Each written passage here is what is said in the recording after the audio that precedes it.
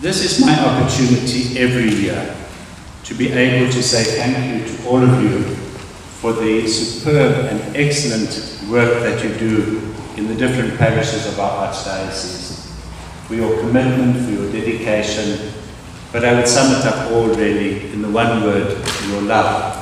Your love for the Church, your love for the children and those who attend your catechism classes, they might be adults even, your love for God most particularly, and your love for being involved and for participating. I don't often get that opportunity to be able to say thank you, but certainly this morning I say that to all of you present here, to those who are not present as well, I would like to convey that word of gratitude for your involvement and participation. We know that it's sometimes not easy to be a catechist because it is a big commitment, it is an obligation. And we take this upon ourselves, and at times the going gets a little bit tough. But we can't let those who have been entrusted to us down.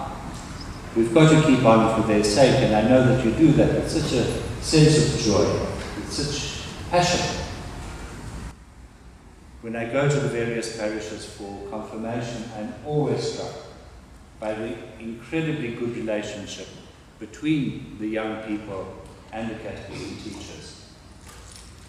And I think that, well, it's something we all know, of course, is that catechism is not about teaching what is in the book. It's not about teaching the doctrines of the Church. Certainly these things must be taught as well, that's quite true. But our Christianity is a way of life. It's what we do, how we live, who we are as people, who we strive to be. It's about opening our hearts of compassion, of love, of forgiveness, of tenderness towards other people. Our Christianity is about trying to make the world a better place, where there is less inequality, where there is less injustice, where there is more equity. It is about trying to give people hope, reaching out to people. It's about trying to be a strength, a source of strength to other people. And we all know that we cannot possibly do this unless we are connected with that great source of strength, with the source of life itself. Unless we are in communion with God ourselves, living an active prayer life, living an active sacramental life, living an active Christian life, we cannot really pass it on to other people. And we know that in our country, we have such an added responsibility, I think, because so many of our children, our young people, are from very, very difficult circumstances. I know that I've quoted before the survey done by the South African Institute of Race Relations, which was done in 2011, on the state of the family in South Africa. And the statistics of that are appalling, if you like. Certainly what that survey shows is that there is no typical family in South Africa. I think that survey also showed, just by way of example, that 48% of our children are grown up with living but absent fathers. And so it goes on. And our children, our young people, are coming from those sorts of circumstances. And what has caused this, why this is, I suppose there are just many, many reasons for this. And how do we solve it is another challenge, I suppose, for the future. But I think that you, as the teachers, most particularly of young people, but also many young adults and older people, you have such an opportunity to be able to touch their lives, to give them that hope, to give them that sense of purpose, the sense of meaning that we all should have as Christian people. You, far more than any parish priest, are able to dialogue with somebody, to talk to somebody, to answer the questions of a person, simply to be present to a person.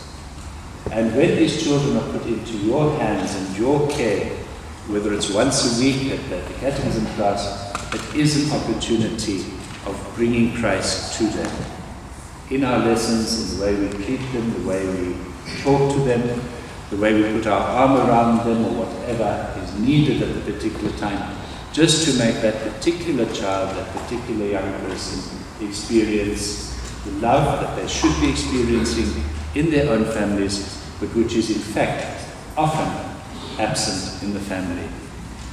The church is a home, and it must be a home. It must have that sense of family where people are welcome. So often I think we do give way to judgmentalism, we give way to, well, we love to gossip, of course, and to really to judge people and that. But surely we should be saying, let us open our hearts, let us open our doors, let us journey together, knowing that we ourselves have messed up in our lives, we've made mistakes. And even if others are making mistakes, even if they're doing things that we don't particularly approve of, but we've got to try and journey with people and to lead them to Christ and to lead them to that light, to salvation, to lead them into experiencing that abundant love, the abundant grace of Jesus Christ. We all on that pilgrim journey. We all learning every day, hopefully, of how to love more sincerely and to live our Christian life more authentically. We cannot make that journey without people. As we've heard, we need people to pack our parachutes, but also we heard the challenge, are we packing the parachutes of other people? Are we helping people on that journey towards the source of all life? And so that is what we are faced with, and it is such a wonderful opportunity for us to be those instruments and those channels of God's love, His compassion, His forgiveness, His strength to other people. And to know that sometimes, very often, when we don't understand the behavior of others, it's because of certain problems that they may be experiencing within themselves or within their families. And in this, in our learning to love, our learning to be patient, our learning to be people with tenderness in our hearts, to be able to give the guidance. Because Christian life is about conversion, it is about change, it is about a commitment to becoming better people, to getting things right in our lives. And therefore we try to give that guidance with the gentleness, with the love of Jesus Christ Himself. But it cannot be done unless we are in communion with God, unless we ourselves know our reliance, our dependence on God, because this is God's work. It's not through human strength. It is His Holy Spirit that we open ourselves to and allow that Holy Spirit to work through us. So we need to watch out and be vigilant about our own prayer life, living the sacraments and trying to live lives that are virtuous, not in a sense of trying to judge other people or to say we're better or superior to other people, but simply because we want to become better people and more Christ-like. This is a wonderful opportunity to be together. And we thank these wonderful liturgical dancers for coming to be with us to make it an even more special day. And I ask for God's blessing upon all of you and on those who organized it. Thank you very much.